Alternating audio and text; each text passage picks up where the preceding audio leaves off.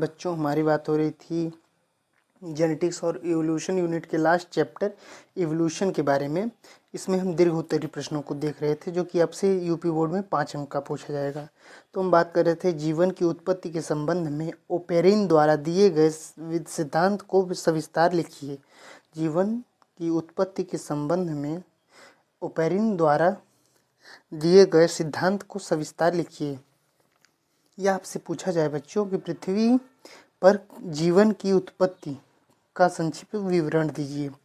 बच्चों ये आपसे पूछा जाए कि पृथ्वी पर जीवन की उत्पत्ति का संक्षिप्त विवरण दीजिए। पृथ्वी पर जीवन की उत्पत्ति का संक्षिप्त विवरण दीजिए। यह आपसे पूछा जाए कि उपयुक्त चित्र की सहायता से, उपयुक्त चित्रों की सहायता से या उपयुक्त चित्र की सहायता से उत्पत्ति के संबंध में एस एल मिलर के पारंपरिक प्रयोग को समझाइए। बच्चों उपयुक्त चित्र की सहायता से, तो बच्चों उपयुक्त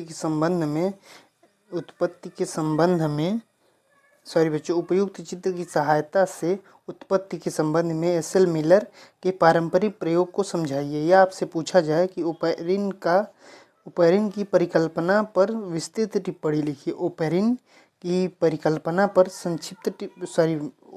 परिकल्पना पर विस्तृत टिप्पणी लिखिए। या आपसे बोले कि स्टैनले मिलर के प्रयोग का स्वच्छ और नामांकित चित्र बनाइए। स्टैनले मिलर के प्रयोग का स्वच्छ एवं नामांकित चित्र बनाइए। यह आपसे पूछा जाए कि जीवन की उत्पत्ति से संबंधित ओपेरिन के सिद्धांत को समझाइए। जीवन की उत्पत्ति से संबंधित ओपेरिन के सिद्धांत को समझाइए। यह आपसे बोला जाए कि प्रयोगशाला में अमीनो अम्ल उत्पन्न करने के स्टैनली मिलर द्वारा किए गए प्रयोग पर संक्षिप्त टिप्पणी लिखिए। प्रयोगशाला में अमीनो अम्ल उत्पन्न करने के स्टैनली मिलर द्वारा किए गए प्रयोग पर संक्षिप्त टिप्पणी लिखिए।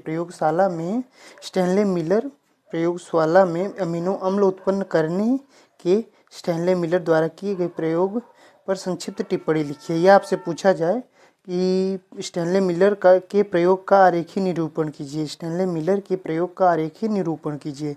यह आपसे पूछा जाए कि मिलर के चिंगारी विमुक्त उपकरण का स्वच्छ और नामांकित चित्र बनाइए। मिलर के चिंगारी विमुक्त